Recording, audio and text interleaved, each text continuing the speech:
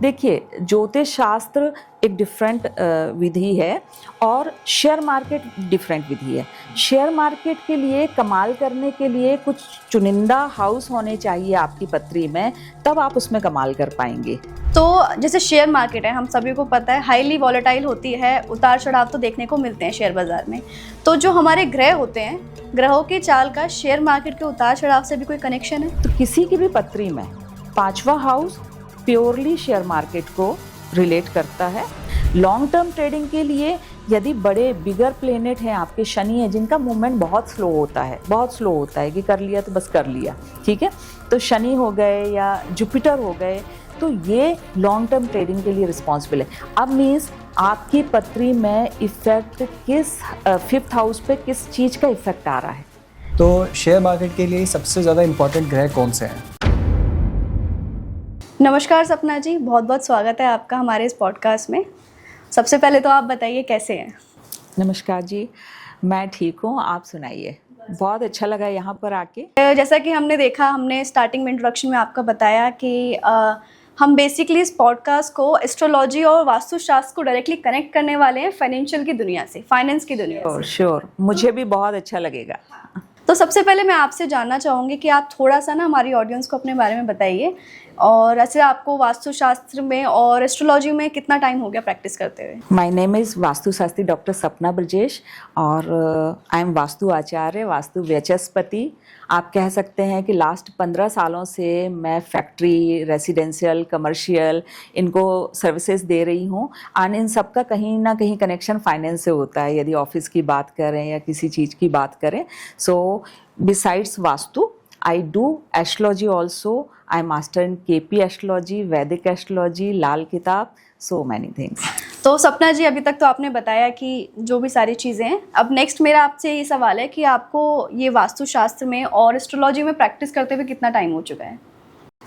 जितना मुझे more than you can say 16 year अब हो चुके हैं एस्ट्रोलॉजी एंड वास्तु करते हुए, एंड काफ़ी लोगों को मैंने सर्विसेज दी हुई हैं, एंड टचवुड बहुत अच्छे रिजल्ट मिले हुए हैं लोगों के लिए।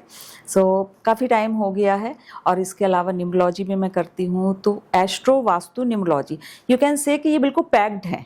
आप यदि कोई कहे कि सिर्फ वास्तु वो करता है तो कहीं ना कहीं से वो अच्छे रिजल्ट नहीं दे सकता है, या सिर्फ वो एस्ट्रो करता है तो बहुत अच्छे रिजल्ट नहीं आएंगे। लेकिन जब इन तीनों का मिक्स करके आप अप्लाई करते हैं तो बहुत कमाल के रिजल्ट आते हैं सामने। ये तो अच्छा है। Even I would say thank you कि आपने फाइनेंस से रिलेटेड, क्योंकि ये बहुत इंटरेस्टिंग टॉपिक है and close to my heart भी है, क्योंकि बेसिकली मैं भी ट्रेडिंग करती हूँ और शेयर मार्केट में काफ़ी टाइम से हूँ मैं भी। मुझे बहुत इंटरेस्ट है शेयर मार्केट में भी। तो बहुत अच्छा लगेगा आप लोगों के साथ बात करते हुए शेयर मार्केट और ट्रेडिंग एंड फाइनेंस के बारे में। And I am very much sure कि हमारे साथ साथ बाकी जो हैं, इवन आजकल टीन बहुत ज़्यादा इन सारी चीज़ों में इन्वॉल्व हो रहे हैं, तो उनके लिए भी एक बहुत बेहतरीन टॉपिक होने वाला है। तो बस हम तो this podcast is going to very interesting, या मुझे लगता है, आई होप सो। अभी जैसे आपने बोला कि टीम को काफ़ी ज़्यादा चाहिए, क्योंकि फाइनेंशियल मार्केट और शेयर मार्केट के बारे में आज जो बेसिकली हम लोग बात करने वाले हैं। तो डॉक्टर सपना जी, अभी आपने ऐसे बताया कि आपका खुद का पर्सनल काफ़ी इंटरेस्ट है शेयर बाजार में। तो हम सबसे पहले आपसे यही जानना चाहते हैं कि शेयर बाजार का ज्योतिष शास्त्र से क्या डायरेक्टली कोई रिलेशन है? अब मुझे ऐसा लगता है अंकुर कि शेयर मार्केट तो ठीक है, बट ज्योतिष का आप सराउंडिंग में जो भी चीज़ें देख रहे हैं, कहीं ना कहीं से उनका इन्वॉल्वमेंट हर जगह से है, हर चीज़ से ज्योतिष का इन्वॉल्वमेंट है। फॉर एग्जाम्पल, एक फिजिक्स वाला यदि बैठा होगा तो उसको चारों तरफ शेप दिखेंगे, या फिजिक्स उसको एवरीवेयर उसको फिजिक्स दिखाई देगा। केमिस्ट्री वाले को एवरीवेयर वो केमिकल फार्मूला दिखाई देंगे कि इससे बना हुआ। वो पानी भी देखेगा तो H2O नज़र आएगा। सिमिलर वे में एक एस्ट्रोलॉजर यदि बैठा है तो उसको ये पता है कि यदि अंकुर मेरे सामने बैठा है तो इनके कौन से प्लेनेट प्रबल हैं कि ये यहाँ बैठे हुए हैं, या आप फाइनेंस से जुड़े हैं तो कौन से प्लेनेट आपके प्रबल हैं कि फाइनेंस में आप हैं।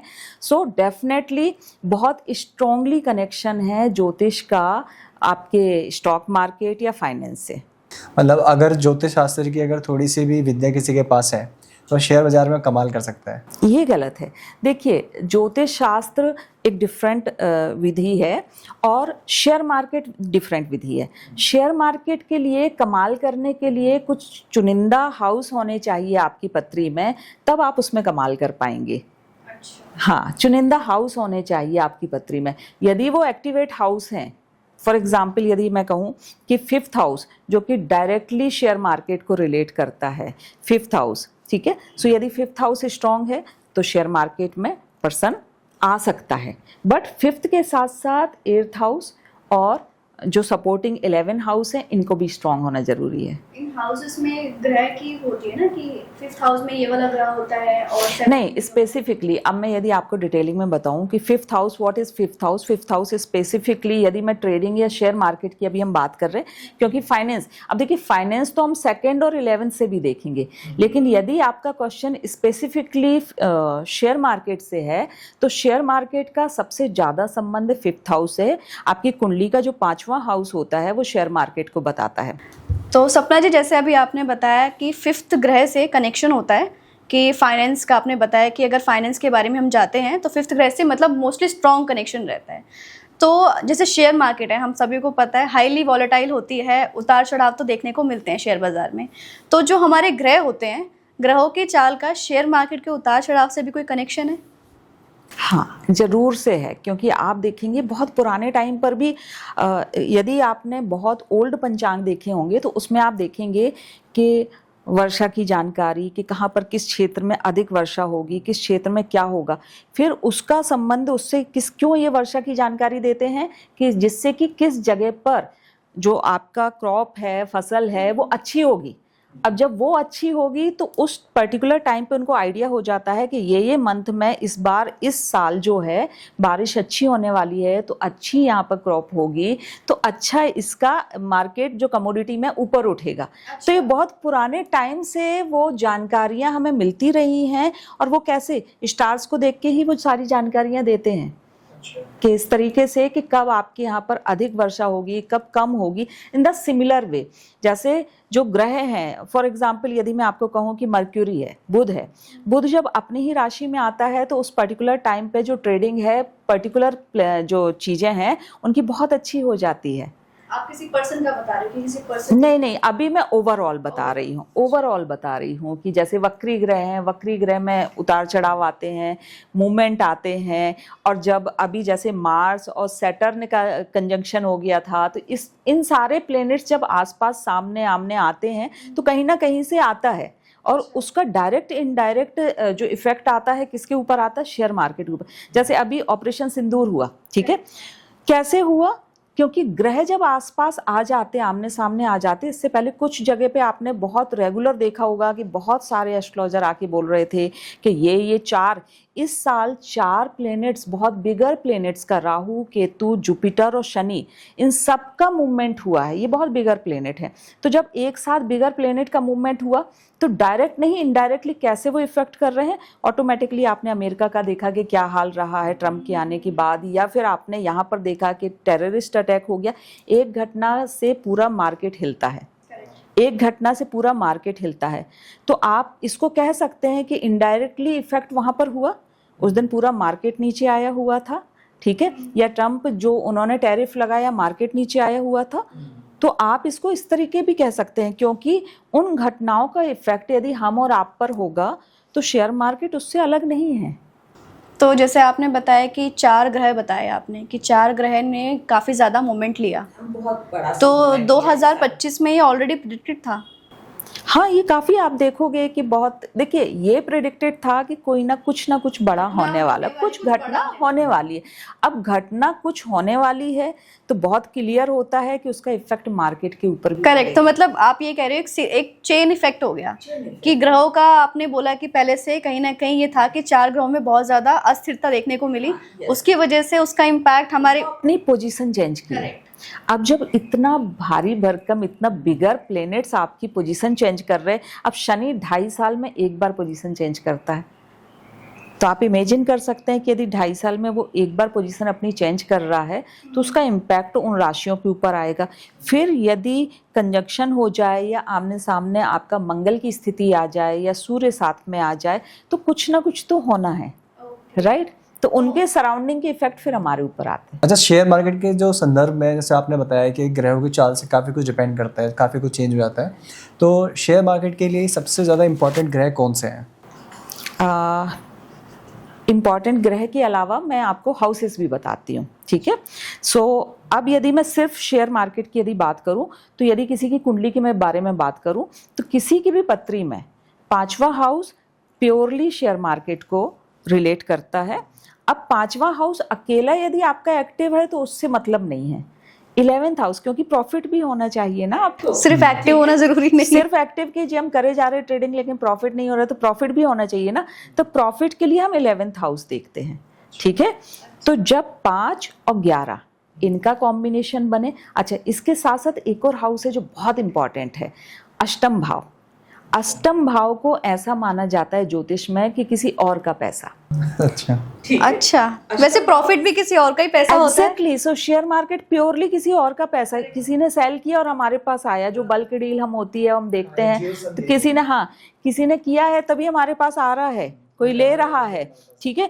तो जो अष्टम भाव है, दिस द हिडन वाला हाउस होता है। तो किसी का पैसा, दूसरे का पैसा, और सडन, अष्टम भाव इस सडन मनी देने वाला है। अच्छा अच्छा, क्योंकि आप sudden market up, sudden down, तो सडन मनी देने वाला है। तो जब अष्टम भाव का कनेक्शन भी इंपॉर्टेंट है, तो 5वां भाव तो है ही है, साथ के साथ 11th और अष्टम भाव ये भी इंपॉर्टेंट होते हैं। और यदि ये एक्टिव है आपके में, तो बहुत अच्छे से आपको अर्निंग होगी शेयर मार्केट। मतलब आप कह रहे हो किसी पर्टिकुलर इंसान की पत्री में अगर ये तीनों भाव एक्टिव हैं तो वो तो धनवान हो जाएगा फिर तो। हाँ, शेयर मार्केट में, अगर हाँ फाइनेंस में वो शेयर मार्केट में ट्रेडिंग करता है। शेयर मार्केट में मैंने एक ऐसी भी पत्रियां कई देखी हुई हैं कि जिसमें 4 to 5 प्लैनेट्स 5th हाउस में बैठे हैं। आई थिंक राकेश झुनझुनवाला के केस में भी कुछ ऐसे हमने सुना था।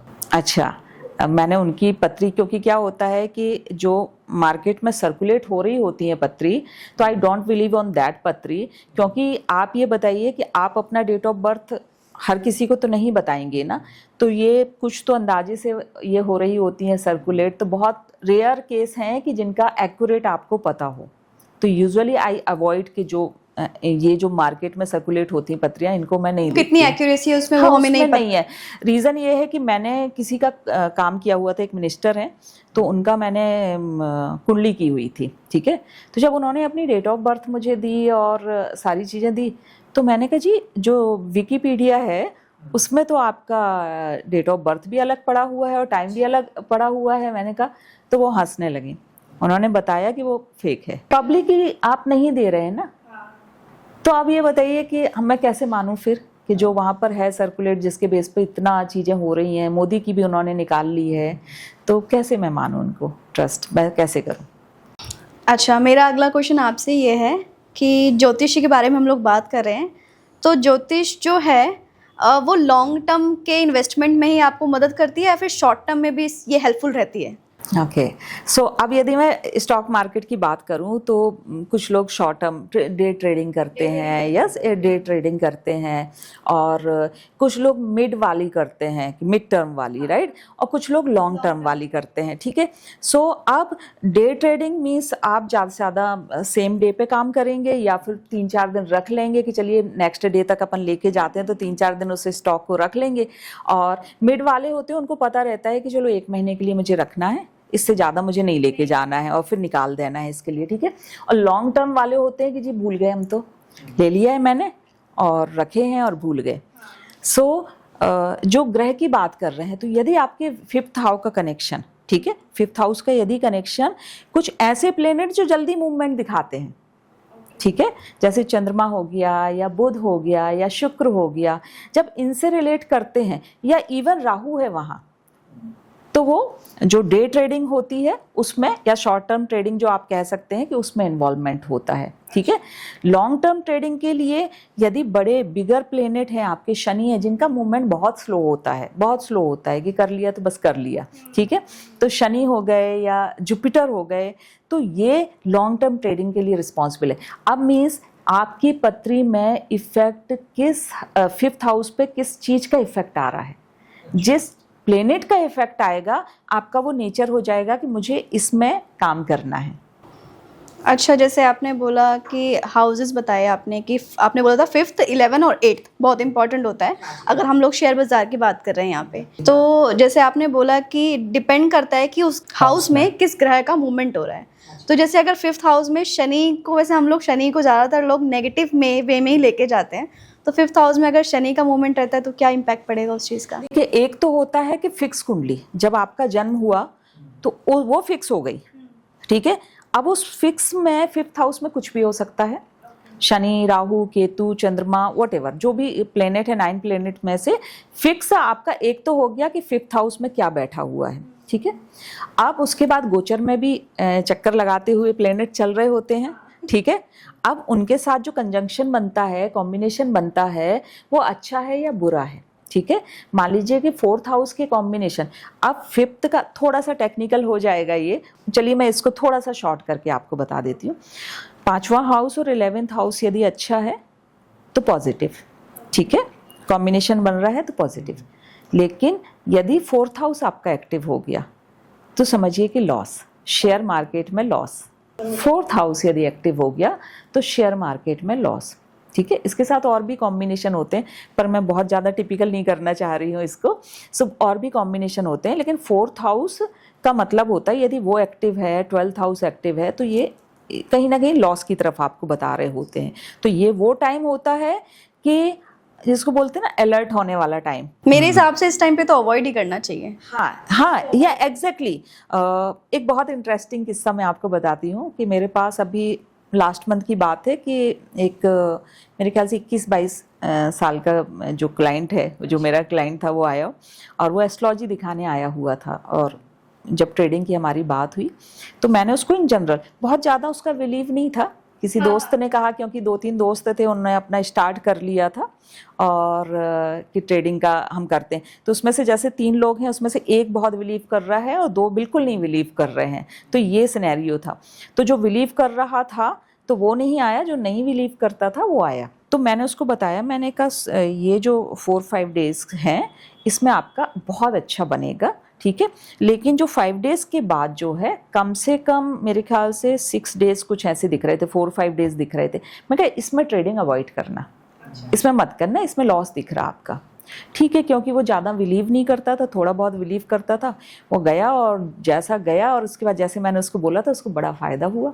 मतलब क्योंकि ट्रेडिंग कंपनी थी तो वो सारा, वो एक्चुअली आए थे वास्तु के लिए। तो मैंने कहा जब तक विजिट है उससे पहले मैंने उसकी कुंडली देखी थी। जब मैं उसने 5 डेज बहुत बढ़िया तरीके से ग्रोथ देखी, बहुत अच्छा कि मार्केट अप अप अप जा रहा है, ठीक है। उसको ये माइंड में कहीं था कि मैम ने उस समय कहा था कि इस समय थोड़ा सा रुक जाना, 6 डेज।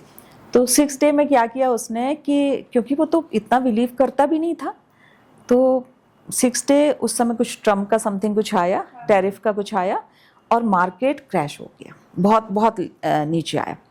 तो इनको लगा, उस समय थोड़ा कम आया था, तो इनको लगा कि चलो ठीक है। उसके दोस्त ने कहा चलो कितना ही लॉस होगा, 20-25 हज़ार रुपये, 50 हज़ार रुपये हम उठा लेंगे, बेयर कर लेंगे, ठीक है। तो रखे रहते हैं अभी मार्केट, इसको करे रहते हैं। नेक्स्ट डे तो बहुत ही बुरे हाल हो गए उनके, क्योंकि मार्केट और ज़्यादा डाउन हो गया नेक्स्ट डे। तो नेक्स्ट डे 10 या मेरे ख्याल से 11 ये आफ्टरनून में ही इनका, ठीक है, 11 के अराउंड उसका मैसेज आया, मैम मुझे मिलना है आपसे मेरे फ्रेंड को भी मिलना है आपसे, आप मुझे प्लीज़ टाइम दो।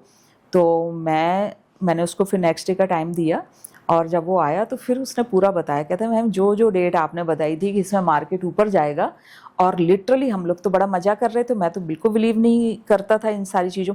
लेकिन जहाँ आपने बताया कि मार्केट मतलब आपके लिए, देखिए पर्टिकुलर वो इनके लिए हो सकता, कुछ लोग हाँ गिरते मार्केट में भी कमाते हैं भाई, उसमें ज़्यादा कमाते हैं कई बार लोग, ठीक है, पुट में खेलते हैं तो गिरते मार्केट में बहुत लोग कमाते हैं। पर वो स्पेसिफिकली क्योंकि उसकी कुंडली मैंने देखी थी और उसकी कुंडली में 4th हाउस एक्टिव हो गया था उस पर्टिकुलर टाइम पर, तो मैंने उसको वार्न किया था। मैंने कहा कि भाई इस टाइम पर आप मत एंटर होना, इसमें मतलब थोड़ा बचना, रखे रहना। यदि मार्केट नीचे भी जाता है तो इसको इससे पहले तुम निकाल देना, ठीक है। इनने वो गलती कर दी, उससे पहले निकाला नहीं, उसको रखे रहिए। एंड आफ्टर दैट जब मार्केट नीचे गया फिर वो आए, कहते मैम मेरा लाखों रुपए का नुकसान हो गया, और उन्हें स्टार्टअप शुरू किया हुआ था। अब आप समझ सकते हैं कि स्टार्टअप में पेरेंट्स के भी पैसे होते हैं इन्वॉल्व। कहते हैं कि मैंने इतने लाख रुपए इससे लिया था, एक दोस्त से उधार लिया हुआ था, और फिर उनको समझाया, सारा बनाया।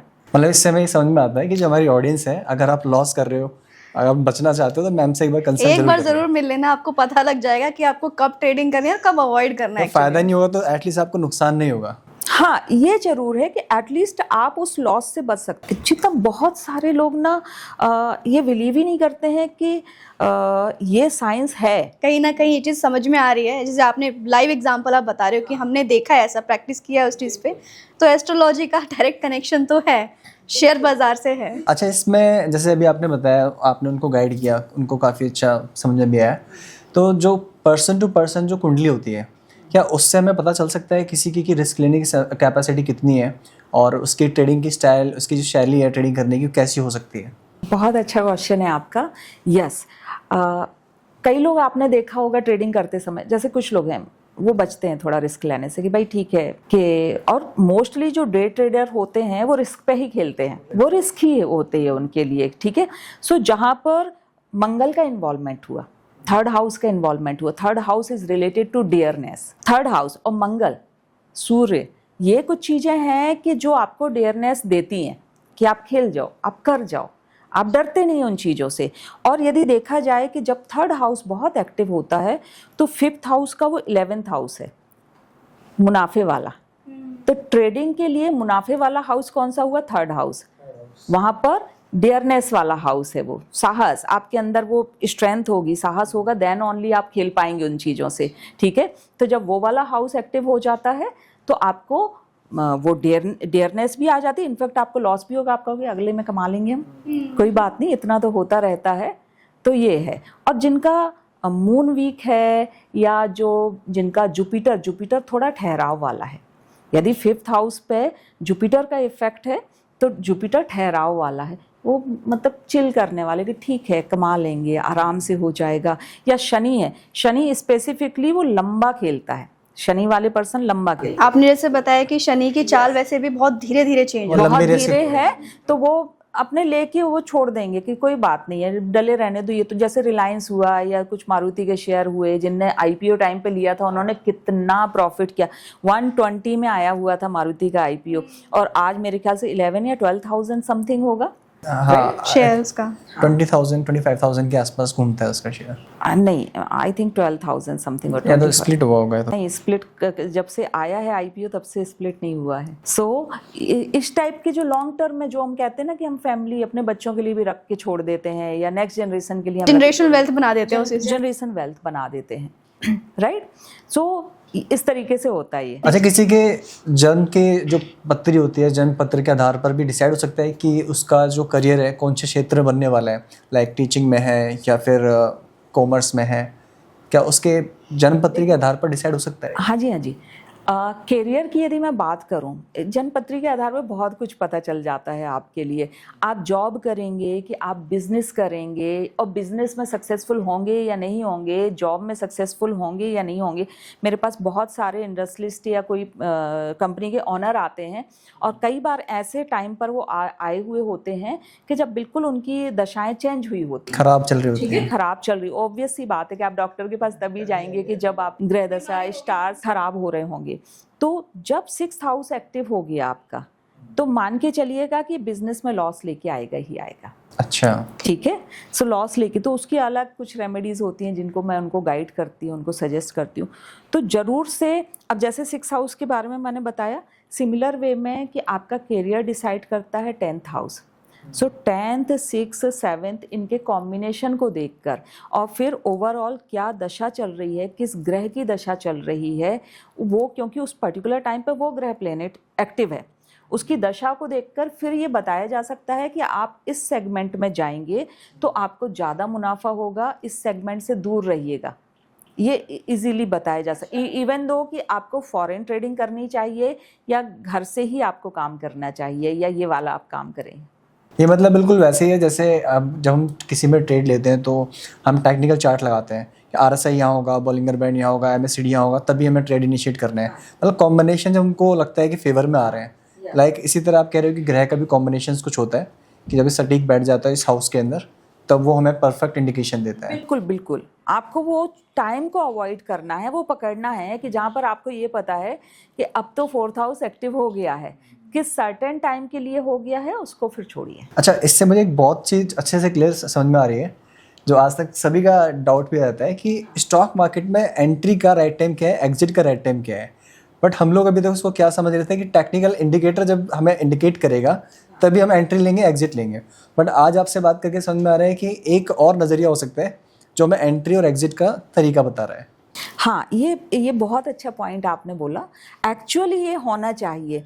आपका इतना पुराना ये साइंस है और हम इसको इग्नोर करते हैं। इससे फ़ायदा लीजिए, मैं हमेशा सबसे कहती हूँ इसको यूज़ करिएगा, इससे फ़ायदा आप लीजिएगा। जब आप इतने एनालिस्ट की सलाह लेते हैं, इतने लोगों की आप सलाह लेते हैं, इसकी भी आपको सलाह लेनी चाहिए। आपको पता तो होना चाहिए कि ये पर्टिकुलर टाइम आपके लिए है या नहीं है। मैं तो कहता हूँ कि स्टॉक मार्केट के कोर्स के अंदर भी सेबी को डाल देना चाहिए, ज्योतिष शास्त्र। मैं तो आपको बताऊं, मैं ये बोलती हूँ कि जिस तरीके से हर कंपनी में एचआर होता है ना, तो एक पोस्ट एस्ट्रोलॉजर की भी होनी चाहिए, क्योंकि ऐसा कोई फील्ड नहीं है जिसमें ये, स्पेशली जिसके पास बहुत नॉलेज है या जानकारी है। देखिए, इस फील्ड में भी बहुत सारे लोग हैं जो काम कर रहे हैं अपना, बट जिसके पास एक्चुअल नॉलेज है, जो बिल्कुल सटीक रूप से आपको बता पाए कि ये टाइम शुरू हो गया है जी, अब घर बैठिए, ये वाला मत करिए। आपका तो पावर पैक है, आपने बोला आपको एस्ट्रोलॉजी में भी, न्यूमरोलॉजी भी है, आपको वास्तु भी पता है, उसकी भी नॉलेज है। तो आपने बोला जैसे कि सिंपल सी बात है, आपके पास जितनी नॉलेज है आप उतनी ही सही जानकारी अपने कस्टमर्स को दे पाएंगे, जितना आपके पास एक कॉम्बिनेशन है।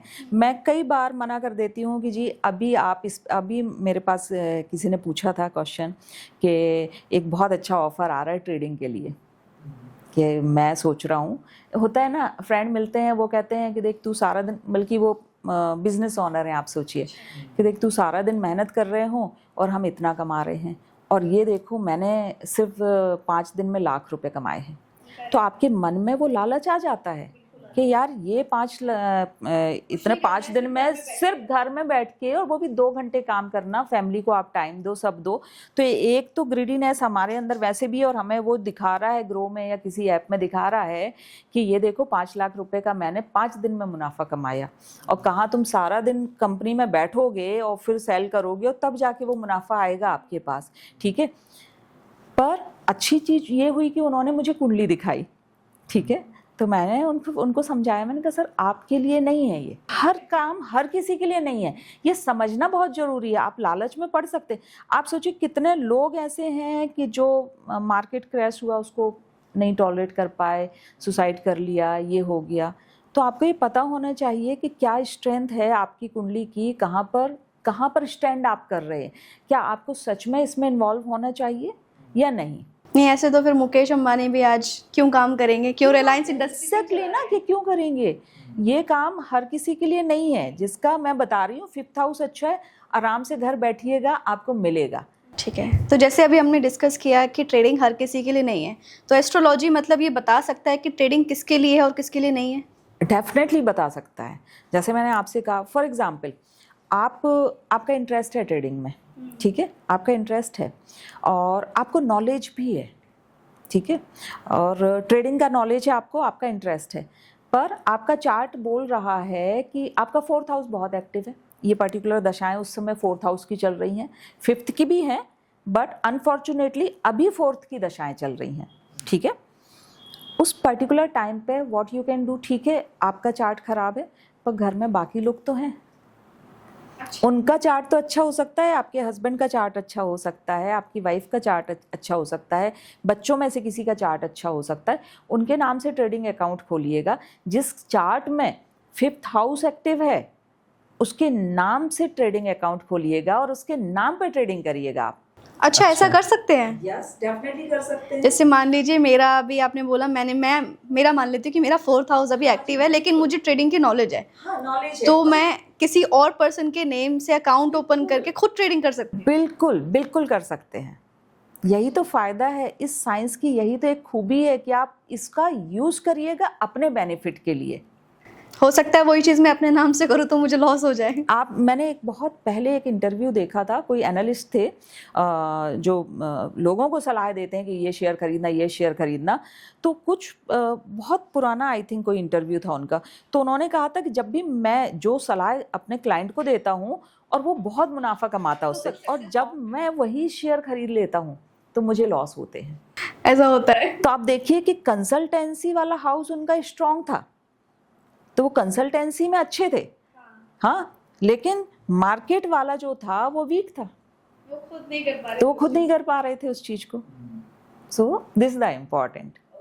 अच्छा, यहाँ पर एक और सवाल है मेरा कि काफ़ी लोग जो है टेक्निकल एनालिसिस पर और चार्ट पर खाली भरोसा करते हैं, तो क्या ऐसे में टेक्निकल एनालिसिस और चार्ट के साथ में ज्योतिष का भी एनालिसिस करना साथ में ज़्यादा फायदेमंद हो सकता है? ऑफ कोर्स, यदि आप इसका फ़ायदा लेंगे तो I am very much sure कि आप जो बहुत बड़े बड़े लॉसेस हैं जो बियर कर रहे होते हैं, ऐसे होता है कि मार्केट अप अप अप जा रहा है, ठीक है, तो आपको ये लगता है कि ये तो बहुत ऊंचा जाएगा, हाँ, तो आप दोस्तों से भी अपना उधार ले लेते हैं, या कितने सारे लोग, एक सर्टेन टाइम था जब लोन लेके भी लोगों ने शेयर मार्केट में लगाया हुआ था। उन सारी चीज़ों से अवेयर हो सकते हैं और बच सकते हैं। अगर सब लोग इतने लकी नहीं होते ना कि सबके पास ज्योतिष चाह रहे हैं डॉक्टर सपना दी हो। मेरी सर्विसेज सबके लिए, सभी के लिए है, जिसको भी लेना, जो भी लेना चाहते हैं, मेरी सर्विसेज सभी के लिए है। बट हाँ, इसके ऊपर एक बार, जैसे मैंने बताया कि वो बिल्कुल बिलीव नहीं करते थे, और उसके बाद उन तीनों दोस्तों ने एस्ट्रोलॉजी मुझसे करवाई। वो तीनों लोग चार्ट लेके आए कि अब बताइए कि किसका है, और जिसका अच्छा है मैं इसी के नाम पे, क्योंकि बिजनेस पार्टनर तीनों हैं, आप देखिए ना, बिजनेस पार्टनर तीनों हैं, तो अब 3 में से किसी भी एक के नाम पे आपने ट्रेडिंग करनी है, आप बाकी पैसा सब साथ में रखिएगा, कोई इशू नहीं है। अच्छा, ये तो हो गया इंडिविजुअल के बारे में। अगर सपोज हमने तीनों ने मिलकर कंपनी बना रखी है, कंपनी के बारे में फिर कैसे पता चलेगा कि उसका चार्ट ठीक है नहीं है? देखो, कंपनी बना रखी है तो ऑफ कोर्स पार्टनरशिप में कितने % की पार्टनरशिप है, मेरा हमेशा ये क्वेश्चन होता है जब मैं फाइनेंस के रिगार्डिंग एडवाइस करती हूँ, और मैं किसी बिजनेस के ऑनर को मैं एडवाइस करती हूँ, मैं जब बिजनेस की सलाह देती हूँ तो मैं फिर पूरी डिटेल में जाती हूँ, कितने % की आपकी पार्टनरशिप है, कितने किसी की और की पार्टनरशिप है, और उस पार्टनरशिप में अब देखिए जिसकी सबसे ज़्यादा पार्टनरशिप हुई, जब सबसे ज़्यादा मान लीजिए 50% और बाकी 25 है, तो उसके स्टार्स ज़्यादा वर्क कर रहे हैं, उनका ज़्यादा इन्फ्लुएंस है। तो कई बार पार्टनरशिप चेंज भी करवाती हूँ कि आप एक होता है ना कि स्लीपिंग पार्टनर बन जाइएगा और बाकी को एक्टिवली पार्टिसिपेट करने दीजिएगा, तो ये भी करती हूँ। और ये इसका मुझे लगता है कि जितने भी इंडस्ट्रियलिस्ट हैं या बिजनेस पर्सन हैं उनको हमेशा यूज़ करना चाहिए, और स्पेशली जब आप पार्टनरशिप में जा रहे होते हैं आपको पता होना चाहिए। और कई बार ऐसा होता है, ये तो खैर आप ट्रेडिंग की बात कर रहे हैं, जब बिजनेस ओनर आते हैं और वो प्लान कर रहे होते हैं कि चलो बहुत हो गया और अब मैं अब जो है 50% अपने बच्चों को दे के मैं रिटायर हो रहा हूँ, ठीक है, ऐसे होता है कि 2 बेटे हैं तो चलो दोनों को हमने % दे दिया और मैं रिटायरमेंट ले रहा हूँ अब, ठीक है।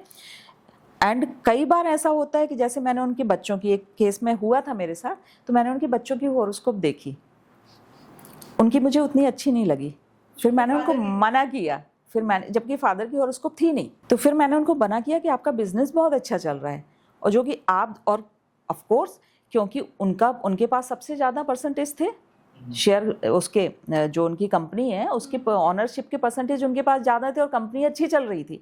और जब मैंने इन दोनों की देखी और मुझे लगा कि नहीं है, ज़्यादा दम नहीं है चार्ट में, अभी तो बिल्कुल नहीं है, तो मैंने उनको एडवाइस दी कि जो 10% है, just be satisfied with this 10%, आप चेंज मत करना नाम, पापा का ही नाम चलने दीजिएगा, पापा का नाम लकी है तो उसको चलने दीजिएगा। ये भी मैटर करता है किसके नाम पर है। हाँ एग्जैक्टली, बेसिकली हम नाम का ही खा रहे होते हैं। हल्दीराम है, वो एक हल्दीराम ने शुरू किया हुआ था, हाँ, और इससे आप एक और अभी लेटेस्ट क्या, बल्कि ये सबसे बिगर एग्जाम्पल है अंबानीज का। हाँ, एक टाइम था कि जब उनके अंडर में थी, धीरू भाई जी के अंडर में थी, तब बहुत अच्छी ग्रोथ कर रही थी, कर तो अभी भी रही है, लेकिन जब स्प्लिट हुआ भाइयों में तो सबको पता है कि एक ने किस लेवल का ग्रो किया और दूसरे ने किस लेवल का किया, तो सबको पता है। तो कैसे हुआ, क्योंकि जैसे ही स्प्लिट हुई कंपनी तो अब इनके स्टार्स वर्क करने लगे, अनिल जी के, उनके स्टार्स वर्क करने लगे, और पहले स्टार्स किसके, धीरू भाई जी के कर रहे थे। हाँ अच्छा, मुकेश जी का चल निकला, मुकेश अंबानी का चल निकला, ठीक है, उनके ऑब्वियस सी बात है कि उनके स्टार्स पहले भी अच्छे होंगे, तो उनने ग्रोथ ली।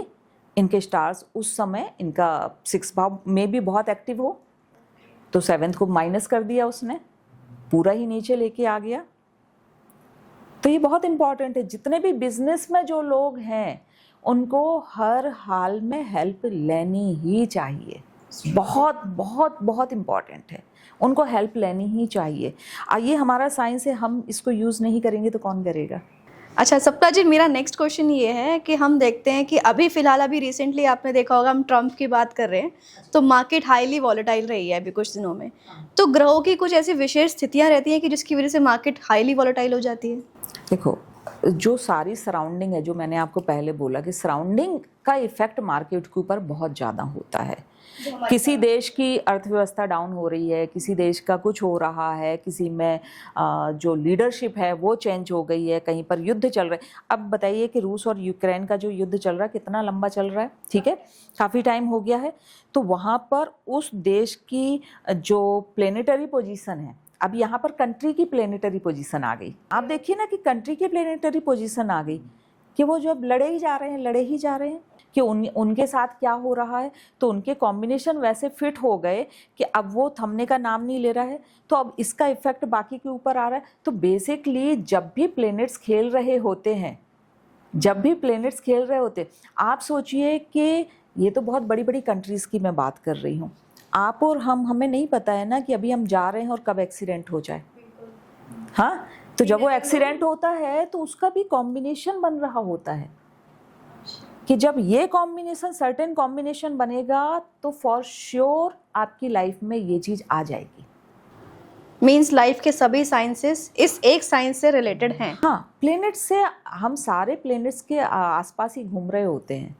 बट भैया यंग जनरेशन हम बिलीव नहीं करते इन सब चीज़ों में। मेरे ख्याल से लकीली आप कह सकते हैं। हाँ, कुछ चीज़ें होती हैं कि आपको यदि अच्छा एक एस्ट्रोलॉजर मिल गया तो आपका ट्रस्ट लेवल बढ़ जाता है, ठीक है, और आपको लगा कि नहीं यार कुछ नहीं होता है, सब बेकार की बातें, कोई ऐसा किससे मिले हैं ये डिपेंड करता है, किससे मिले हैं आप, किसके हाथ में हैं ये डिपेंड करता है कि आप किससे बात कर रहे हैं, किससे आप एडवाइस ले रहे हैं, दैट इज़ इम्पॉर्टेंट। अच्छा, इसमें एक क्वेश्चन आता है कि जैसे काफ़ी बार हम लोग देखते हैं कि हमें अच्छा खासा प्रॉफिट चल रहा है, अच्छा खासा मुनाफा हो रहा है काफ़ी सालों से, लेकिन कभी कभार एकदम से ऐसा होता है कि मुनाफे की जगह लॉस होना स्टार्ट हो जाता है, एकदम से लाइन लग जाती है लॉसेस की। तो क्या इसका संबंध भी ज्योतिष से या कुंडली से है? इसका डायरेक्टली कनेक्शन ज्योतिष से है, ठीक है, क्योंकि पर्सन वही है, आप ही हो, आपके पास नॉलेज है, आपके पास सब कुछ है, आपको ट्रस्ट भी है अपने स्किल के ऊपर, और वो आपने प्रूफ भी किया है कि कंटिन्यूअसली आपने मुनाफा कमाया है। अब सडनली मैच्योरिटी के साथ तो वो लेवल और नॉलेज बढ़ना चाहिए ना, पर सडनली यदि ड्रॉप हो रहा है तो उसके पीछे क्या है, उसके पीछे ज्योतिष है। सम टाइम क्या होता है कि एक प्लेनेट, मान लीजिए 5th हाउस की पोजीशन चल रही है, ठीक है, फॉर एग्जाम्पल कि राहु आपका 5th हाउस में है और वो बता रहा है कि बढ़िया ट्रेड में काम करेंगे आप, ठीक है, और बढ़िया ट्रेड में राहु जैसे ही फिनिश हुआ, ठीक है, तो राहु की महादशा 18 साल चलती है। अब आपने अच्छा लंबा खेला, उसमें बहुत भर भर के मुनाफा कमाया, जिसमें हाथ डाल रहे हैं वहाँ से पैसा आ रहा है, जो शेयर ले रहे हैं उस वहाँ से पैसा आ रहा है, ठीक है। उसके बाद खत्म हुई आपकी ये दशा और गुरु की शुरू हो गई। गुरु मान लो आपके 4th हाउस को रिप्रेजेंट कर रहा है, तो जब तक 5th हाउस चलता रहा आपके दोनों हाथों में लड्डू थे, आप उससे बहुत बढ़िया मुनाफा कमा रहे थे शेयर मार्केट से। और लेकिन जैसे ही वो ड्रॉप हुआ, दूसरी दशा शुरू हो गई, दूसरी दशा शुरू हुई तो फिर वो हो गई 4th हाउस की दशा। अब आपको बैक टू बैक लॉस हो रहे हैं, आपको समझ नहीं आ रहा कि वो स्किल का क्या हुआ, वो चीज़ों का क्या हुआ, मैं लगा तो वही रहा हूँ। तो ऐसे में इनके लिए फिर दूसरे तरीके की एडवाइस दी जाती है कि जी डायरेक्ट आप मत करिए, डायरेक्ट फिर अब अपना नाम मत इन्वॉल्व करिए, क्योंकि अब आपका ये वाला टाइम शुरू हो गया है। कई बार हम लोग भी करते हैं आपस में, तो ऐसा होता है कि अपने अकाउंट से लॉस हो रहे होते हैं, तो ऐसा होता है कि यार तू मेरे को अपना फ़ोन दे दे, मुझे धीरे से करने दे, एक बार क्या पता प्रॉफिट हो जाए। ये एक्चुअली देखो, आप जो आपने बोला है, ये एक्चुअली इसके पीछे लॉजिक यही है। और हम लोग ये वाला लॉजिक नहीं लगाते, बस हम सोचे शायद मेरी किस्मत खराब चल रही है अभी तो दे। कहाँ से, अब देखो आपने खुद से कहा किस्मत खराब चली, किस्मत का कनेक्शन कहाँ से है, एस्ट्रो से। किस्मत का कनेक्शन भी तो वहाँ से है, तभी तो हम उस चीज़ को लेके जाते हैं वहाँ तक। अच्छा, अगर किसी को लगातार लॉसेस हो रहे हैं तो एस्ट्रोलॉजी में कोई इसके समाधान है? एस्ट्रोलॉजी समाधान कर सकती है? सबसे बड़ा समाधान इसमें यही है कि आप जिस पर्सन के लिए है 5th हाउस बढ़िया, घर में कोई तो होगा, किसी का भी अकाउंट भले उसको कुछ आता हो ना आता हो, आधार कार्ड यूज़ करो, उनका अकाउंट खोलो और उनसे ट्रेडिंग करना शुरू करो। आप इवन दो आपने नहीं भी देखा, आप देखो, मान लीजिए 4 आपके अकाउंट हैं, फिर आप उनको देखिएगा कि किसके अकाउंट में मेरे को जब भी मैं करता हूँ तो फ़ायदा होता है। अच्छा, जैसे हम लोग आईपीओ लगाते हैं, आईपीओ के लिए कोई आप बता सकते हो कोई ट्रिक, क्या है हमें आईपीओ मिल जाए? देखिए आईपीओ तो अब मान लीजिए कि हमारे 125 करोड़ लोग हैं हम लोग, ठीक है। अब आईपीओ अप्लाई, और स्पेशली जैसे बहुत अच्छे अच्छे आईपीओ जो आते हैं, ठीक है, आईपीओ अप्लाई कौन कर रहे हैं, मान लीजिए 1 मिलियन लोग कर रहे हैं या 2 मिलियन लोग कर रहे हैं आईपीओ जो अच्छे अप्लाई कर रहे हैं। अब तो बहुत ट्रेंड में आ गया तो सभी लोग ऑलमोस्ट करते हैं, ठीक है। अब मान लीजिए मैंने आपके स्टार्स देखे, लेकिन आपसे भी अच्छे स्टार्स किसी और के भी होंगे तो उनको मिल जाता है। तो इसके लिए एक जिसको आप कह सकते हैं कि कोई थंब रूल नहीं है, कोई एक रॉकेट साइंस नहीं है कि इसको आप करो और तुरंत मिल जाए। हाँ, हो सकता है आप सोच रहे हो या मैंने सिर्फ आपकी कुंडली देखी और कहा कि नहीं अच्छे स्टार्स हैं लगा लो, लेकिन आपके बगल में जो बैठा उसके और डबल स्टार्स हों तो उसको मिल जाएगा वो चीज़। तो डिपेंड ऑन, क्योंकि मेरी तो लिमिट यहाँ तक है। अच्छा, शेयर मार्केट के अलावा हम ज्योतिष का इस्तेमाल कमोडिटी मार्केट जैसे सोना हो गया, चांदी हो गया है, क्रूड ऑयल में ट्रेडिंग के लिए इस्तेमाल कर सकते हैं? हाँ बिल्कुल कर सकते हैं। यदि आपने सर्टेन टाइम पर, यदि फॉर एग्जांपल जैसे अभी मैंने महादशाओं का बोला, आपके लिए लग रहा है कि जुपिटर की महादशा चल रही है या आपको शनि की महादशा चल रही है, शनि की महादशा चल रही है, या बेसिकली आपके 5th हाउस का संबंध यदि शनि से है तो आप क्रूड ऑयल में आप लगा सकते हैं, ऑयल एंड गैस में आप लगा सकते हैं, तो लोहे में आप लगा सकते हैं। अब जैसे फॉर एग्जांपल वीनस एक्टिव है तो ऑटोमोबाइल, या यदि मैं बात करूं तो कुछ जैसे जो भी कमोडिटी के हैं, किस गेहूं है या इस टाइप की चीज़ें हैं, तो सर्टेन जो प्लेनेट एक्टिव है, जैसे सूर्य है तो गेहूं से रिलेटेड है यहाँ पर, तो आप इसमें आप कर सकते हैं। जुपिटर है वहाँ पर भी गेहूं से आप कर सकते हैं, घी से कर सकते हैं। तो ऐसे इवन मेटल की आप बात करें तो गोल्ड है, दिस द जुपिटर। तो ये सारे प्लेनेट्स कौन से अच्छी पोजीशन में आपके यहाँ बैठे हैं, उनसे रिलेटेड क्षेत्र में यदि आप ट्रेडिंग करेंगे या शेयर खरीदेंगे, मंगल हुआ तो लैंड या प्रॉपर्टी, रियल एस्टेट में आप वो करिएगा, रियल एस्टेट के शेयर खरीदिएगा, ठीक है। फार्मा के शेयर आप खरीद सकते हैं, और यदि वीनस वहाँ बैठा हुआ तो आप खरीद सकते हैं जैसे कि परफ्यूम या लग्जरियस गारमेंट्स, इनके आप खरीद सकते हैं। तो ऐसे बहुत सारे, यदि चंद्रमा आपका एक्टिव है तो डेयरी प्रोडक्ट के आप शेयर खरीदिएगा, तो उस पर्टिकुलर क्षेत्र में आपको मुनाफा होगा। इवन दो कि सेकंड हाउस वेल्थ को जनरेट करने वाला हाउस है, कुंडली का सेकंड हाउस वेल्थ को जनरेट करता है, ठीक है।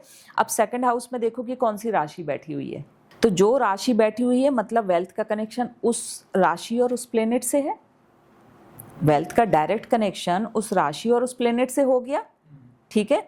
अब मान लीजिए चंद्रमा सेकंड हाउस में बैठ गए जाके आपके, ठीक है, तो मीन्स घूम फिर के आपको जो भी मुनाफा है कहीं ना कहीं मिल्क प्रोडक्ट या वाटर से रिलेटेड जो एलिमेंट्स हैं वहाँ से आएगा। तो आप 5th ग्रह में 5th हाउस में कौन से ग्रह एक्टिव हैं, उसके बेसिस पर हम कमोडिटी में ट्रेडिंग कर सकते हैं। सो 5th house, second house, 11th house, 8th house, ये 4 कॉम्बिनेशन पकड़िए और इसको खेलिए। नहीं, जैसे कोई अगर बाई चांस आपके पास तक नहीं आ पाता है, कोई आसपास के एस्ट्रोलॉजर के पास में चला जाता है, तो उसको इतनी नॉलेज तो मिल जाएगी कि मेरे इसमें आप मुझे बस इतना बता दो मेरे 5th ग्रह में 11th ग्रह में कौन से वो एक्टिव है, ग्रह एक्टिव है, हाउस। प्रॉब्लम यहीं से आती है। मैं आपसे बोलूँगी कि 80% लोग उतना डीप नहीं जाते हैं। वो फर्स्ट हाउस आपका देखेंगे, आपका लग्न चार्ट देखेंगे और लग्न चार्ट में वो बता देंगे कि जी 5th हाउस में ये प्लेनेट बैठा है, पर हो सकता है कि वो 5th से जंप करके 4th में बैठा हो, वहाँ का इफेक्ट दे रहा हो सकता है 6 में बैठा हो, वहाँ का इफेक्ट दे रहा हो। इसलिए डिटेल्ड एनालिसिस होना भी जरूरी है। बहुत सारे ऐसे एस्ट्रोलॉजर हैं जो सिर्फ एक चार्ट को देख के पूरा प्रेडिक्शन हो जाता है। एक चार्ट उन्होंने लग्न चार्ट देखा कि जी आपका ये यहाँ बैठा है, ये यहाँ बैठा है और ये हो गया। कई बार ऐसा होता है अलग अलग एस्ट्रोलॉजर के विचार आपस में ही नहीं मिल रहे होते हैं। हम अभी इसी पंडित जी के पास में गए, उन्होंने बताया कि आपके इसमें ना ये कुंडली में ये वाला दोष है। कोई कहता है आप मांगलिक हो, कोई कहता है आप मांगलिक नहीं हो, तो वह ये समझ में नहीं आता, कन्फ्यूजन क्रिएट हो जाता है। तो इसलिए एक बढ़िया एस्ट्रोलॉजर के पास जाना भी ज़रूरी है। बहुत ज़रूरी है। आपकी लाइफ के बारे में आप वहाँ पर मनी मत देखिएगा, आप ये देखिएगा कि आपका ये जो चक्र है ना, आपकी लाइफ के बारे में आप डिसीजन लेने जा रहे हैं। ये सिर्फ छोटा मोटा डिसीजन नहीं लेने जा रहे हैं, आप एक बड़ा लाइफ गोल सेट करके उसका डिसीजन आप लेने जा रहे हैं। तो आप कैसे इतना लापरवाह हो सकते हैं कि आपने दिखा लिया या कुछ है। और सबसे पहले यदि आपको कोई एक्यूरेसी के साथ ये बता रहा है, टाइमिंग बता रहा है, एक अच्छे एस्ट्रोलॉजर की पहचान तब होगी कि जब वो ये बता रहा है कि इस पीरियड में ये घटना होगी ही होगी और नहीं होगी तो नहीं होगी। तब आप मान के चलिएगा कि यस, आप सही हाथों में हैं। क्योंकि शादी जैसे और जो शादी होते हैं और बिजनेस वगैरह होता है, वो बहुत बड़े स्टेप्स हैं हमारी ज़िंदगी के। तो मैम, अभी तक हम लोगों ने बात की ग्रहों के बारे में और इन सब चीज़ों के बारे में कि इस ग्रह की दिशा यहाँ होनी चाहिए। हमने एस्ट्रोलॉजी के बारे में काफ़ी बात कर ली। अब जैसे कि आप वास्तु एक्सपर्ट भी हो, तो अब हम बात कर लेते हैं कि अगर सपोज़ मैं अपना ट्रेडिंग सेटअप स्टार्ट करना चाहती हूँ, तो मेरे ट्रेडिंग रूम में हमारा ट्रेडिंग डेस्क किस दिशा में होना चाहिए, इसके बारे में थोड़ा सा बताइए कि कम से कम प्रॉफिट वगैरह आए। इससे भी इंटरेस्टेड एक किस्सा है। जैसे मैंने आपको बताया कि वो आए हुए थे, चार्ट लेके आए हुए थे, वो एक्चुअली वास्तु के लिए आए हुए थे, ठीक है। सो वो देखिए, आप खुद ऑब्जर्व करते हैं ये सारी चीज़ें। उन्होंने बताया, कहते मैम मैं एक पर्टिकुलर जगह बैठता था, तब तो मेरा काम बहुत अच्छा चल रहा था, और मैंने ना वो कंप्यूटर, जबकि सिर्फ लैपटॉप ही है, कहते मैंने सिस्टम अपना चेंज किया, बस एक जगह चेंज कर ली, और कहते उसके बाद से तब से मैं लॉस कर रहा हूँ, तब से मैं लॉस कर रहा हूँ। तो मेरे माइंड में आया एक बार कि यार एक बार वास्तु दिखाया जाए, ठीक है। तो उसने मुझसे ये बोला कि एक बार वास्तु दिखाया जाए। तो जब मैंने उसके यहाँ पर ग्रिड किया और गए, तो ज्योतिष में 2 या 3 डायरेक्शन ऐसे होते हैं जो ख़राब होते हैं, इनको हमेशा अवॉइड करना चाहिए, ठीक है। एक डायरेक्शन है साउथ साउथ वेस्ट। साउथ और साउथ वेस्ट के बीच वाला हिस्सा, that is a south south west, ठीक है। इसको वास्तु में डिस्पोजल एरिया बोलते हैं, ठीक है। यहाँ पर वो बैठ के ट्रेडिंग कर रहा था, ठीक है। जब उसने चेंज किया, सो अब डिस्पोजल एरिया, जैसे नाम से ही आपको समझ में आ रहा है कि आप जो भी काम करेंगे तो इनने लगाते जा रहे थे, पैसे लगाते जा रहे थे, और सडन लॉस होता था इनके लिए, ठीक है। इसी तरह दूसरा एरिया है जो है west north west, north west और वेस्ट के बीच में। सो नॉर्थ वेस्ट और वेस्ट के बीच में जब आप बैठते हैं, तो वहाँ भी जो भी आप डिसीजन लेते हैं तो थोड़ा परेशानी में ही पड़ते हैं, आप सही डिसीजन नहीं ले पाते हैं, ठीक है। तीसरा है east south east. East south east SH में बुरा नहीं कहूँगी, पर बैलेंस होना चाहिए, ठीक है। बैलेंस होना चाहिए। यदि बड़ा है छोटा है वो एरिया, तो उसके नेगेटिव इफेक्ट आ सकते हैं, ठीक है। तो ईस्ट साउथ ईस्ट। अब और डायरेक्शन की यदि मैं बात करूं, तो जब भी आप सेटअप करेंगे तो नॉर्थ ईस्ट आपका अच्छा होना चाहिए। बेसिकली आपका माइंडसेट, आपको गोल पता होना चाहिए कि काम क्या कर रहे हैं।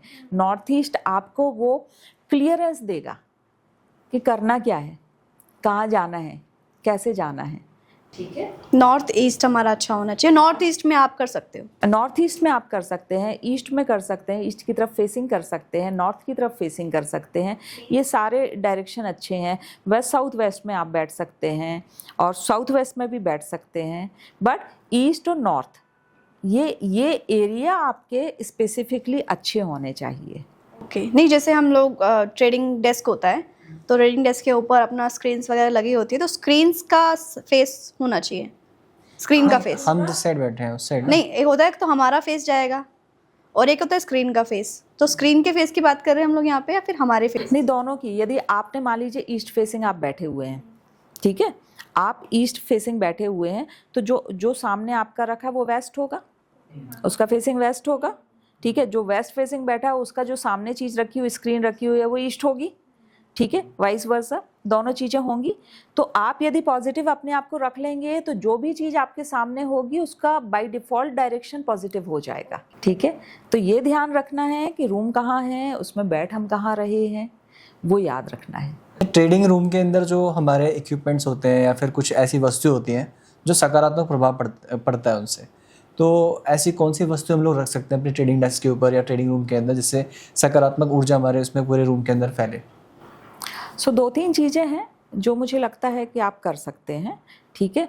एक तो आप देखिएगा कि कलरिंग जो है डेस्क रखने की तो खैर मैं बताती हूँ अभी, पर सबसे पहले colour combination is very much important. थोड़ा सा आपके जो रूम हैं उनके लाइट कलर होने चाहिए, ठीक है। और जो एनवायरनमेंट है वो आपको फीलिंग होनी चाहिए। जो एक होता है ना कि जैसे मैं डायरेक्शन, जो नेगेटिव डायरेक्शन है उनको बचेंगे तो ऑटोमेटिकली आपके लिए आपका एनवायरनमेंट अच्छा हो जाएगा, ठीक है। अब चाहे तो आप हॉर्सेस की पेंटिंग है जो वेरी कॉमन है, जिसको आप लगा सकते हैं अपने नॉर्थ वाले एरिया में, ठीक है। और दूसरा एक पेंटिंग आप लगा सकते हैं साउथ ईस्ट में, 7 हॉर्सेस वाली जो पेंटिंग है। 7 हॉर्सेस वाली है। So ma'am, as we Indians हम लोगों को शुभ मुहूर्त के, हर चीज़ शुभ मुहूर्त के अकॉर्डिंग करनी चाहिए। तो हम लोग ज़्यादा बिलीव करते हैं कि अगर इस काम को शुभ मुहूर्त में करेंगे तो बहुत अच्छा जाने वाला है। तो ट्रेडिंग के लिए भी कोई शुभ टाइम या मतलब मुहूर्त होता है? देखिए, यदि आप डे ट्रेडिंग कर रहे हैं तो कोई दिक्कत नहीं है, आप रोज करिएगा ट्रेडिंग, उसमें तो कोई मुहूर्त देखने की ज़रूरत नहीं है कि जी आज ये है वो है। हाँ, आपका यदि गोल लॉन्ग टर्म वाला है, ठीक है, यदि आपका लॉन्ग टर्म वाला गोल है तो उसमें ज़रूर आप यदि मुहूर्त निकाल के या कोई अच्छा दिन है ऑस्पिशियस, जैसे सर्वात सिद्धि योग हो गया, या आपने डे अच्छा लिया, क्योंकि कुछ डे पर्टिकुलर होते हैं कि जिन डे में आप कोई शेयर खरीद के रख लेते हैं तो वो अच्छा चल जाता है, अच्छा चल जाता है। एक तो ये हो गया। इससे एक बहुत इंटरेस्टिंग बात मुझे याद आई, जब मैं आईपीओ के लिए किसी कंपनी के लिए अप्लाई करती हूँ या मैं देखती हूँ तो मैं हमेशा ये देखती हूँ कि इन्होंने कब अप्लाई किया या आईपीओ आ कब रहा है। तो क्योंकि जिस दिन वो बीएसई पे या एनएसई पे लिस्ट होता है वो उस कंपनी का ओरिजिन है, लिस्टिंग डे उनके लिए मुहूर्त है, हमारे लिए नहीं है। तो यदि उसने अच्छे, आप देखोगे कि बहुत अच्छी अच्छी कंपनियां डीलिस्ट करवा लेती हैं, उनको वो परफॉर्मेंस नहीं मिल रहा होता है, स्प्लिट करती हैं कुछ है। तो मुझे लगता है कि ये हम और आपसे ज़्यादा कंपनियों को इस बात का ज़रूर ध्यान रखना चाहिए मुहूर्त दिखा के कि किस पर्टिकुलर टाइम पर हमारा ये हो सकता है। कुछ चीज़ें उनके हाथ में ना हो, लेकिन जो फर्स्ट जो अप्लाई करते हैं सेबी में एप्लीकेशन, जब आप आईपीओ लाने के लिए या कोई आईपीओ के लिए एप्लीकेशन अप्लाई करते हैं तब तो एटलीस्ट उनको वो पर्टिकुलर टाइम पर मुहूर्त दिखा के वो एप्लीकेशन फिल करनी चाहिए कि मैं ये आईपीओ। बहुत सारे आईपीओ ऐसे होते हैं कि वो कहते हैं कि जी पहले वो लाने वाले थे, उन्होंने देखा मार्केट डाउन है तो उन्होंने वापस ले ली वो, कि नहीं अभी मुझे नहीं लाना है, this is not our right time. तो आईपीओ के लिए तो मैं देखती हूँ कि ये आईपीओ का टाइमिंग अच्छा नहीं है, या ये आईपीओ जब आया है तो अच्छे उसमें नहीं आया है, तो उन आईपीओ के लिए मैं अप्लाई नहीं करती हूँ। या मैं अपने क्लाइंट को भी सलाह देती हूँ जो एडवाइस लेते हैं मेरे से फाइनेंशियल, तो उनको भी कि इसको रहने दो या इसको इस तरीके से रहने दो। एग्जैक्टली जब उसके पास वो आ रहा होगा, कितनी अच्छी अच्छी कंपनियां हैं और वो नहीं चल पाती हैं उतने अच्छे से। अच्छा, इसमें ट्रेडिंग रूम के अंदर नेगेटिव एनर्जी को दूर करने के लिए कोई विशेष उपाय है, या स्टॉक मार्केट में लॉस से बचने के लिए कोई विशेष वास्तु उपाय है आपके पास? देखिए, स्पेशली आपको बस अपनी डेस्क का ध्यान रखना है कि कहाँ पर है, टाइमिंग का आपको ध्यान रखना है कि कहाँ पर है, और नेगेटिविटी। इससे मुझे एक बहुत अच्छी चीज़ याद आई कि जैसे मार्केट क्रैश हो गया, हम लोग देखते हैं कि ब्लैक मंडे, ब्लैक फ्राइडे, या जो है अभी मंगलवार को, तो वो अच्छे से वो बताते हैं टाइटल कि ब्लड बाथ और इस टाइप का कुछ बताते हैं कि हाँ ये टर्मिनोलॉजी यूज़ करते हैं। और आप वो पिक्चर्स भी देख रहे होते हैं कि लोग माथे पकड़े हुए हैं, सिर पकड़े हुए हैं, रेड हो रखा है, और लोग, और ऑब्वियस ही बात है कि जब मार्केट खुलता है और हम लोग एकदम से देख के रह जाते हैं कि यार मार्केट इतना क्रैश हो गया, और हमें अपने शेयर दिख रहे होते हैं, हम अपना पोर्टफोलियो देख रहे होते हैं कि यार इतने लाख का लॉस हो गया है, हमारे को इतना लॉस पे जा रहा है। तो क्या होता है कि फॉर एग्जाम्पल कि एक तो वो है कि आप अकेले बैठे ट्रेडिंग कर रहे हैं, और एक है कि आपकी पूरी टीम बैठी है और आपके क्लाइंट्स की भी आप ट्रेडिंग कर रहे हैं। अब मान लीजिए कि वो ब्लैक मंडे या इस टाइप की कोई चीज़ आ रही है आपकी लाइफ में, क्रैश हो रहा है मार्केट, तो क्या होता है, पूरा जो एनवायरनमेंट है उस particular day full on negative हो गया, आपके ऑफिस का भी फुल ऑन नेगेटिव हो गया, हुआ कि नहीं? अच्छा, वो आइडिया नहीं है पर नेगेटिविटी फैल गई ना, ओ माय गॉड, ये वो। तो ये जो शब्द हैं जो हम लोग यूज़ करते हैं उस पर्टिकुलर टाइम पे कि बर्बाद हो गए, ये हो गया, वो हो गया, अब ये उस सराउंडिंग एरिया में घूम रहे हैं, ठीक है। नेक्स्ट डे हम फ्लोर साफ कर लेते हैं, हम हर चीज़ डस्टिंग कर लेते हैं, हम हर चीज़ कर लेते हैं क्योंकि वो विजिबल है, लेकिन क्या हम एनवायरनमेंट की डस्टिंग करते हैं, उसको क्लींस करते हैं क्या हम? तो उसको क्लींस करने का एक बेहतरीन उपाय आपके लिए ये है कि जब आपको ऐसा कुछ देखने मिले कि भाई ये चीज़ हो गई है, तो नेक्स्ट डे अपने मोबाइल में या किसी भी उस पर आप गायत्री मंत्र आप उसको चलने दीजिएगा 1 घंटे 2 घंटे के लिए। उसके बाद एक और है लक्ष्मी गायत्री मंत्र। हाँ, 1 घंटे या 108 बार उसको लगा के थोड़ा सा आप छोड़ दीजिएगा। इसका आपकी जो एनर्जी है वो पॉजिटिव कर देगा। बट डजंट मीन कि हमें सारा दिन सुनना है। कुछ टाइम के लिए आप सुनिएगा, सारा दिन हमें नहीं सुनना है, ठीक है? क्योंकि सारा दिन सुनना है मतलब उस घर में या उस ऑफिस में कोई कमी है, उस घर में उस ऑफिस में कुछ कमी है, तब हम सारा दिन वो म्यूजिक लगाए होते हैं। तो सारा दिन नहीं सुनना, सिर्फ 1 घंटे आप चला के छोड़ दीजिएगा, उससे आपको फ़ायदा होगा। तो मैम अभी तक तो हमने ट्रेडिंग डेस्क की और सेटअप की और ऑफिस की बात की कि ऑफिस रूम का वास्तु ऐसा होना चाहिए। तो क्या अगर कोई ऑफिस, जैसे हम लोग हैं, हम घर के अंदर ही ऑफिस बना लेते हैं, 2 फ्लोर पे घर चल रहा है, तीसरे फ्लोर पे ऑफिस है, सिर्फ अपने खुद पर्सनल इस्तेमाल के लिए, तो क्या उस घर का वास्तु भी उस ऑफिस पे इम्पैक्ट डालेगा? घर का वास्तु ऑफिस के ऊपर इम्पैक्ट नहीं डालेगा, लेकिन घर का वास्तु आपके फाइनेंस के ऊपर इफेक्ट डालेगा। क्योंकि सिर्फ ऑफिस का वास्तु ही आपके फाइनेंस के ऊपर इफेक्ट नहीं डाल रहा है ना। आप अल्टीमेटली तो घर आते हैं ना। आप 24 घंटे में से ऑफिस कितने घंटे रहते हैं? ज़्यादा से ज़्यादा 8 घंटे रहते हैं, 6 घंटे 8 घंटे, लेकिन बाकी टाइम तो स्पेंड कर रहे हैं आप घर पे। और जो मुनाफा आ रहा है वो कहाँ आ रहा है? घर पे ही आ रहा है ना। हाँ, तो घर का वास्तु बहुत अधिक इफेक्ट डालता है आपके फाइनेंस के ऊपर। तो हमेशा ये कॉम्बिनेशन से घर का वास्तु तो हमेशा ही आपका करेक्ट होना चाहिए। पॉजिटिव सोचेंगे, पॉजिटिव जगह सो रहे होंगे। आप यदि नेगेटिव जगह सो रहे हैं, आप 8 आवर्स लॉन्ग आप एक ही बेड पर एक ही पोजीशन पर सोते रहते हैं, एक ही एनर्जी फील्ड पर आप लेटे हुए होते हैं। तो यदि आप नेगेटिव एनर्जी फील्ड पर लेटे हैं, आप मॉर्निंग में गए, उसके बाद ऑफिस गए, तो आपके डिसीजन जो होंगे वो उसी टाइप के होंगे। आप अच्छे एरिया में सो रहे हैं, मनी वाले एरिया में सो रहे हैं, तो आपके डिसीजन को वो इम्पैक्ट करते हैं। आप उसी तरीके के डिसीजन लेंगे कि जिस जगह पर आप सो रहे हैं, जिस जगह पर आप बैठ रहे हैं। आप ऑफिस का बैग आके कहाँ रखते हैं? कुछ लोग होता है ना, बाय डिफॉल्ट हम उसी पर्टिकुलर जगह पर रख रहे होते हैं ऑफिस का बैग लाके। हाँ, आदत बन जाती है कि हम उसी जगह पर लाके ना ऑफिस का बैग रखते हैं।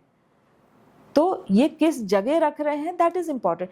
क्योंकि जिस तरीके से आप एक एनर्जी फील्ड में बैठे हुए हैं, आपका वो ऑफिस का लैपटॉप, आपका ऑफिस का बैग भी उसे एक सर्टेन एनर्जी फील्ड में बैठा हुआ है। तो ऐसी कोई आप बता सकते हो मतलब 2-3 चीज़ें कि जो हम खुद से लोगों को करेक्ट करनी चाहिए अपने घर के अंदर?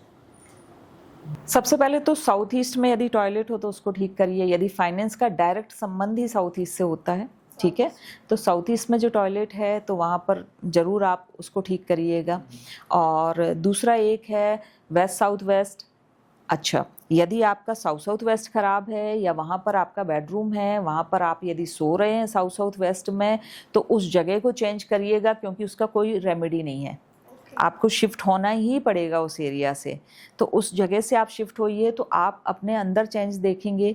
आपको फील होगा कि पहले जो डिसीजन ले रहे थे, अब के डिसीजन में और पहले के डिसीजन में कितना डिफरेंस है, ठीक है। तो क्योंकि हम फाइनेंस की बात कर रहे हैं, इसलिए मेरा फोकस सिर्फ वहाँ पर है। अपने नॉर्थ को ठीक करिएगा, क्योंकि आपकी लाइफ में basically whatever we are doing, जो भी हम काम कर रहे होते हैं, वो कहीं ना कहीं किसी चीज़ की अपॉर्चुनिटी के लिए कर रहे होते हैं। यदि नॉर्थ डिस्टर्ब रहेगा तो जहाँ हैं हम वहीं हैं, या जो है वो भी जा रहा होता है। तो वैसे तो देखा जाए तो हर चीज़ से रिलेटेड कुछ 10 या 12 आपके एरिया कनेक्ट करते ही करते हैं, बाय डिफ़ॉल्ट करते हैं। आप कोई भी काम कर रहे होते हैं, वो बाय डिफ़ॉल्ट आपके ऊपर वर्क कर रहे होते हैं। तो घर का वास्तु तो मस्ट है, यदि आप चाहे फाइनेंस में है, कोई बिजनेस में है, किसी भी चीज़ में है। इन ओवरऑल प्रॉस्पेरिटी के लिए, पीसफुल लाइफ के लिए ज़रूरी है कि आप वो काम करें ही करें, अपने घर का वास्तु जरूर करवाएं। मैं हमेशा ये बोलती हूँ, मैं एस्ट्रो से भी ज़्यादा बिलीव मैं आपको कहूँगी कि मैं वास्तु के ऊपर करती हूँ। तो वास्तु तो आपकी लाइफ को चेंज करता है, थिंकिंग को चेंज कर देता है आपकी। आज आप जो सोच रहे हैं, जहाँ बैठे, आपकी यूँ थिंकिंग चेंज हो जाएगी। व्हाट आई वाज डूइंग, यार इसमें क्या है, अब मुझे ये करना चाहिए। और ये थॉट प्रोसेस कौन सी चीज़ देती है। बहुत बार ऐसा हुआ कि जब मैं वास्तु करके आई हूँ, लोगों की थिंकिंग चेंज हुई कि यार मैं अभी तक क्या कर रहा था, मुझे इस तरीके से काम करना चाहिए। लेकिन मैम दिक्कत पता है क्या हो जाती है, अब जिसका ऑलरेडी घर बना हुआ है वो कैसे चेंज करेगा? तो इससे बेटर है कि घर बनवाने से पहले एक बार वास्तु करा लो। ये बहुत मतलब पता नहीं क्यों ये मिथ है क्या है, क्योंकि इतनी रील्स इतनी चीज़ें देखने के बाद भी यदि ये मेरे पास क्वेश्चन आता है, और सिर्फ आपका क्वेश्चन नहीं है, ये बहुत लोग, मेरे ख्याल से 90% लोग ये क्वेश्चन करते हैं कि जी बना हुआ है तो अब तो कुछ कर नहीं सकते हैं। मैं आपको एश्योर्ड करती हूँ, अब मैंने खुद से ही मान के चलिएगा कि अराउंड 10,000 फ्लैट कर चुकी हूँ मैं, ठीक है। सो आप फ्लैट का काम करिएगा, आपको जरूर रिजल्ट मिलेगा। और ऐसा नहीं है, आजकल इतनी ज़्यादा एडवांस टेक्निक है कि उसके थ्रू आपको रिजल्ट मिलते हैं, बिना तोड़ फोड़ के रिजल्ट मिलते हैं। ओनली 5% ऐसी चीज़ होती है कि जब मैं कहती हूँ कि नहीं चेंज कर लो, और आपको रिजल्ट भी मिलेंगे। तो अभी तक हमारी ऑडियंस ने काफ़ी सारी चीज़ें सुनी होंगी और काफ़ी मतलब पॉइंट्स देखे होंगे कि काफ़ी नॉलेजेबल था। एंड आप बताइए कि अगर किसी को आपसे कांटेक्ट करना है तो वो कैसे आपसे कांटेक्ट करें? मैं आप नंबर यहाँ पर, मेरा नंबर जो है आप उसको लगा दीजिएगा, तो नंबर पे आप डायरेक्ट, तो मैं या मेरी टीम कांटेक्ट कर लेगी। आपको सिर्फ व्हाट्सएप मुझे सेंड करना है, और जैसे ही टाइम होता है तो समटाइम्स मैं पर्सनली बात करती हूँ या टीम के मेंबर आपसे बात करेंगे, तो आप इस तरीके से मुझे इजीली कांटेक्ट कर सकते हैं। यदि आप नोएडा, दिल्ली, एनसीआर में हैं तो आप आराम से आके मेरे ऑफिस में आके मुझसे मिल भी सकते हैं, विजिट करवा सकते हैं, मिल सकते हैं। मैम आपने काफ़ी अच्छे से हमारे सारे सवालों के जवाब दिए, काफ़ी पेशेंसली, और बाकी जो भी ऑडियंस के हमारे डाउट्स आएंगे हम कोशिश करेंगे कि आपसे एक और मुलाकात हो, और नेक्स्ट पॉडकास्ट के अंदर जो भी लोगों के डाउट आते हैं सीधा आपके साथ हम उनको क्लियर करें। अभी जैसे आपने बताया कि आपकी एक और एक्सपर्टीज़ है न्यूमरोलॉजी, तो उस पर भी ज़रूर मैं बात करना चाहूँगी आपसे, क्योंकि काफ़ी ज़्यादा अभी चीज़ें हैं कि बहुत डिपेंड करती है न्यूमरोलॉजी भी हमारी लाइफस्टाइल में। तो उस पर भी हम आप कोशिश करेंगे कि नेक्स्ट पॉडकास्ट आपके साथ जल्दी ही कनेक्ट करें। और बाकी आज के लिए बहुत बहुत शुक्रिया। Thank you so much for inviting me.